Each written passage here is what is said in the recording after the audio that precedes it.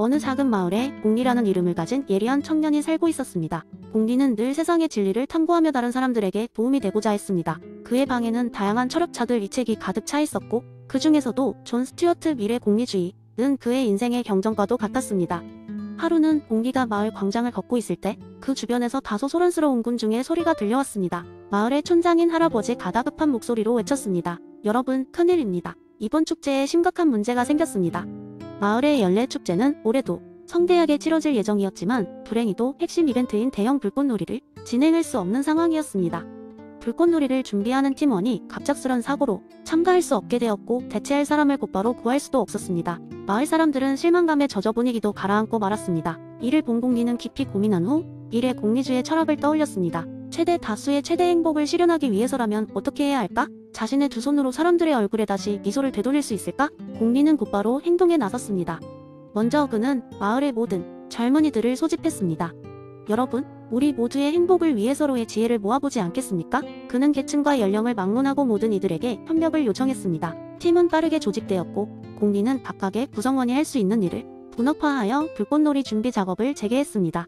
어떤 이는 계획도를 짜고 또 어떤 이는 필요한 재료를 모았습니다.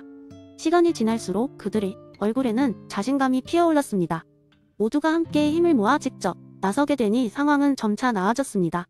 드디어 축제 당일 하늘은 별빛으로 가득 차 있었고 마을 광장은 사람들로 북적였습니다. 공리는 마지막으로 안전을 확인하고는 사람들을 불꽃놀이 구경 장소로 이끌었습니다. 드디어 첫 번째 폭죽이 터지며 하늘에는 형형색색의 불빛이 춤을 추기 시작했습니다. 사람들이 환호하며 기뻐하는 소리에 공리는 미소를 지었습니다. 그날 밤 마을 사람들은 오랫동안 잊지 못할 불꽃놀이의 감동을 이야기하며 늦은 밤까지 웃음소리를 이어갔습니다. 그리하여 공리는 딱 한 사람의 노력보다는 공동체 전체가 협동하여 성취한 결과가 진정한 행복을 가져온다는 것을 사람들에게 보여주었습니다. 이로써 공리는 미래 이론처럼 모든 사람들이 함께 협력하여 서로의 행복을 증가시킬 때 비로소 진정한 기쁨이 실현될 수 있음을 몸소 증명했습니다. 그리고 공리주의는 그의 삶과 마을에 더 깊이 스며들게 되었습니다. 그리고 공리는 이렇게 생각했습니다. 질적인 쾌락이야말로 우리가 추구해야 할 진정한 목표이다. 두 번째 이야기, 옛날 옛적 아주 먼 산속 깊은 곳에 어둠의 동굴이라 불리는 신비한 장소가 있었습니다. 이 동굴엔 마을 사람들이 금단의 장소로 여겨 어쩌면 저주받았다고까지 생각하는 그런 곳이었죠. 그럼에도 불구하고 야심 많은 젊은 철학자 니코스는 그 동굴의 비밀을 풀고자 했습니다. 니코스는 늙은 스승에게서 플라톤의 동굴의 비유에 대해 처음 들었습니다. 스승은 말씀하시기를 이 세계의 진리는 종종 우리가 가장 두려워하는 장소에 숨겨져 있단다 라고 했죠. 호기심이 많고 도전 정신이 강했던 니코스는 이 말을 듣고 언젠가는 어둠의 동굴로 모험을 떠나 진리를 발견하겠다고 결심합니다. 준비를 마친 니코스는 어느 밝은 아침 동굴로 향했습니다. 동굴 앞에 서서 그는 가슴이 두근거리며 안으로 들어갔습니다. 그 내부는 어둡고 적막했으며 한 치 앞도 보이지 않았습니다. 그러나 얼마 지나지 않아 희미한 불빛이 보이기 시작했습니다. 그는 그 빛을 따라 걸어갔고 얼마 지나지 않아 마치 플라톤의 비유처럼 벽에 비춰진 그림자들을 발견했습니다. 벽에 비친 그림자는 다양한 모습의 무언가가 계속 통과하면서 만들어졌고 니코스는 그것들이 어떤 의미를 가진 것인지 고민하기 시작했습니다. 그때 그림자 뒤편에서 작은 목소리가 들려왔습니다. 진리를 찾으려면 눈앞의 것만 보아선 안 되네. 순간 니코스는 깜짝 놀라 뒤돌아보았습니다. 그곳에는 오랜 세월 동안 동굴을 지키고 있던 노인이 있었습니다. 그는 신비로운 존재로 수많은 사람들이 동굴의 비밀을 찾기 위해 왔다가 실패했음을 이야기했습니다. 노인은 여기 있는 것들은 단지 현실의 일부분일 뿐이다. 너는 그것들을 넘어서야 하네 라고 말했습니다. 노인의 조언을 귀담아 듣고 니코스는 더 깊이 들어가기 시작했습니다. 그는 각기 다른 크기와 모양의 물체들이 동굴 안에 불빛이 엇길로 이동하는 것을 보게 되었고 그제야 그림자의 출처를 알 수 있었습니다. 그 순간이야말로 니코스는 그림자들만을 보았던 자신의 시각적 한계에서 벗어나 실체적인 사물들을 보기 시작한 것입니다. 하지만 동굴의 진정한 신비는 그가 밖으로 나가면서 경험하게 되었습니다. 그는 마침내 동굴의 출구에 다다랐고 그곳에서 강렬한 햇빛이 얼굴을 비추며 눈이 부셨습니다. 처음에는 모든 것이 혼란스러웠습니다. 눈앞의 경치는 너무도 밝고 아름다워 이해하기 힘들었죠. 그러나 곧 적응이 되어 형형색색의 세계가 보이기 시작했습니다. 니코스는 그곳에서 봄의 화려한 꽃들, 여름의 푸르른 바람, 가을에 낙엽들이 떨어지는 장관, 겨울의 고요한 눈세상을 목격했습니다.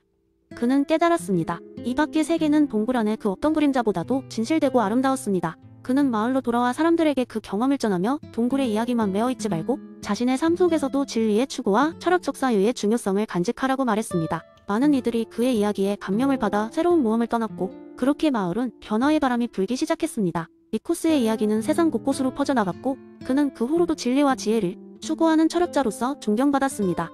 그의 여정은 끝나지 않은 대로 이 이야기를 듣는 우리에게도 끝없는 배움 과성찰의 길을 떠날 용기를 줍니다. 진리는 종종 우리가 가장 두려워하는 곳에 숨어 있다는 것을 기억하며 말이죠. 세 번째 이야기, 그리스 아테네의 번화한 시장. 거리에는 다양한 상인들, 철학자들, 그리고 호기심 많은 사람들이 모여드는 일상의 무대가 펼쳐지고 있었다. 언제나처럼 소크라테스는 그의 제자들과 함께 깊이 있는 논의를 나누며 인간의 본성과 진정한 지혜에 대해 이야기하고 있었다. 그때 그의 앞에 한 젊은 귀족이 다가왔다. 이 젊은 귀족은 최근에 막 유학을 다녀와 자신이 모든 학문과 철학에 정통하다고 자부하고 있었다.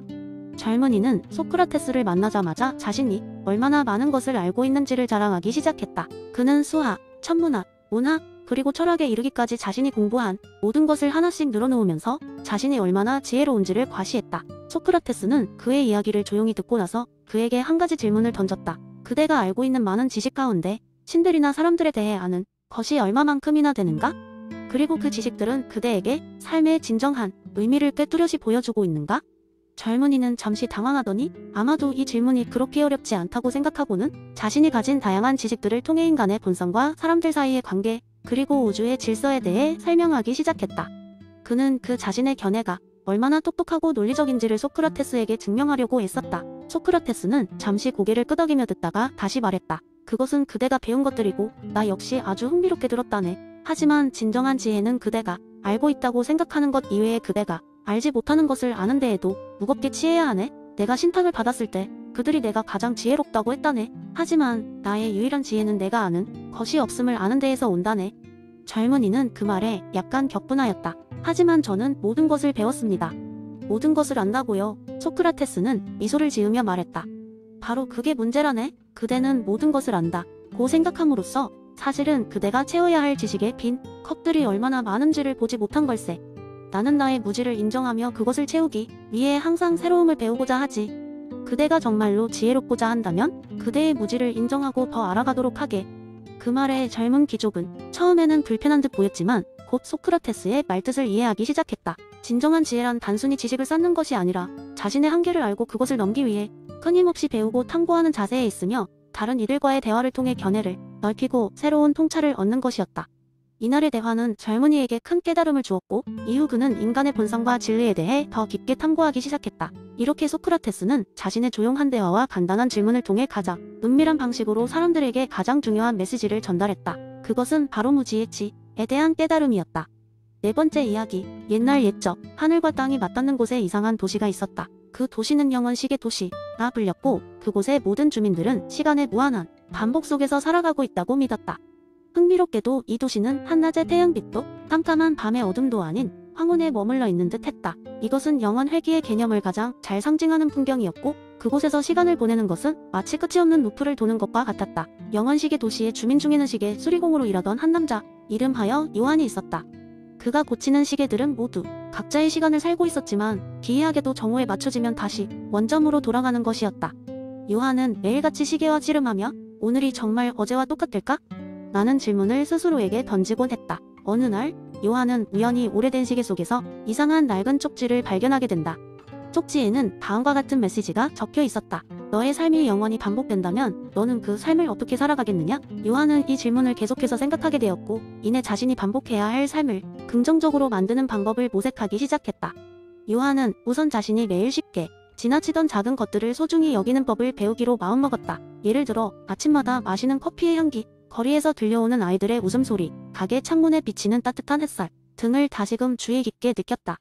그는 작은 것들 속에서 행복을 찾는 법을 배웠다. 왜냐하면 이런 순간들이 영원히 반복될지 모른다는 생각에 그것이 허투루 지나치기에는 너무나 아깝다고 생각했기 때문이다.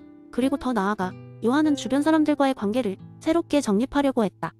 만약 자신의 인생이 반복된다면 그는 그 인생에서 어떤 사람으로 기억되고 싶을까? 요한은 누군가에게는 좋은 친구가 되어주고 또 다른 이에게는 친절한 이웃이 되어주기 위해 노력했다. 이전에 익숙했던 무심함 대신 관심과 배려로 자신을 채워갔다. 시간이 흘러 다시 황혼 무렵 요한은 일과를 마치고 자신이 고쳐온 시계들을 하나둘 살펴보았다. 익숙한 시계의 틱톡 소리와 함께 그는 자신도 어느새 영원 회귀의 순환을 긍정적으로 받아들이고 있음을 깨달았다. 그는 삶의 각 순간을 사랑하며 반복될 모든 날들을 기꺼이 맞이할 준비가 되어 있었다. 영원식의 도시는 그날도 변함없이 영혼 속에 잠겨 있었고 요한은 이제 그 도시의 반복적인 하루하루가 더할 나위 없이 귀중하다는 것을 알았다. 그는 범사에 감사하며 모든 순간을 다시 살 수 있는 기회를 진정으로 소중히 여겼다. 요한의 삶은 이제 영원히 반복되길 바라지 않는 사랑으로 가득 찬 하나의 이야기로 완성되었다.